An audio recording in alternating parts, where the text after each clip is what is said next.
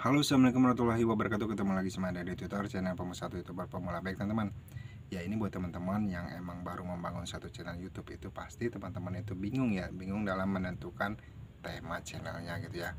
Nah, saya dulu ketika awal-awal membangun channel YouTube itu saya tuh pengennya ngevlog gitu ya, karena saya tuh ngefans banget kepada salah satu YouTuber, yaitu kalaupun saya bisa sebutkan di sini, yaitu channel dari Mas Arkan ya. Mas Arkan itu adalah suatu YouTuber yang dia tuh ngevlog tentang bis gitu ya, melakukan perjalanan dari misalkan dari Tangerang naik Rosalia Indah yang double decker itu menuju ke Madiun Jawa Timur gitu ya.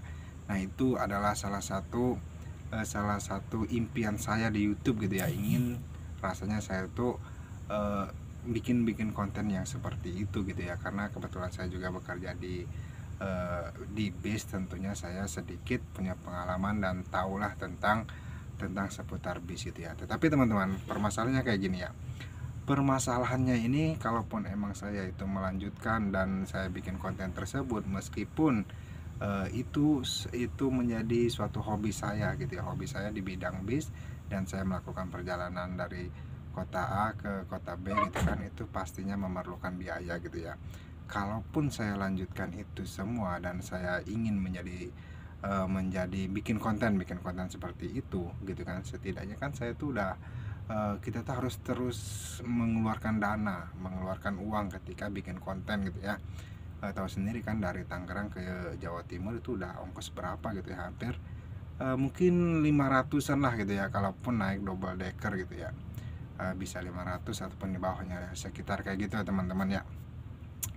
Makanya saya pikir ya, kalaupun saya melanjutkan channel tersebut dan saya bikin channel yang sesuai hobi saya, ya mungkin itu mahal gitu ya, mahal, dan sekelas kita gitu kan, itu berat gitu ya, berat. Sedangkan penghasilan kita ya mungkin di pekerjaan utama kita ya itu cukup hanya untuk makan bersama keluarga, bisa mencukupi keluarga lah gitu ya. Tetapi kalaupun kita membuat suatu konten tersebut dan itu semua kita bikinin konten hasil dari kerja kita, nah itu akan timbul masalah juga nantinya gitu kan.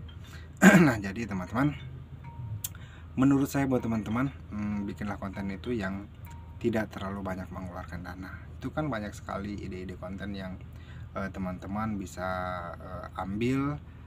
Misalkan saya bisa kasih contoh pada teman-teman, misalkan teman-teman ini berada di suatu perkampungan gitu ya, suatu perkampungan, dan itu teman-teman bisa jadiin konten gitu kan.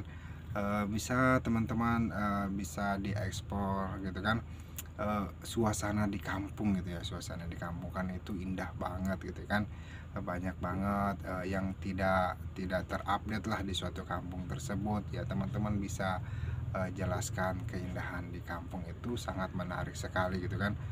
Karena kan kebanyakan di kampung itu kan udah pada merantau kerja di Jakarta dan di luarnya, ya itu udah pasti teman-teman juga udah banyak tidak berada di kampung dengan urusan pekerjaan gitu kan. Nah, ketika buka YouTube, melihat suatu konten yang suasana alam pedesaan, itu bagi saya juga ketika saya di Jakarta ngelihat konten-konten yang di pedesaan itu kayaknya terobati gitu, setidaknya terobatilah rasa kangen.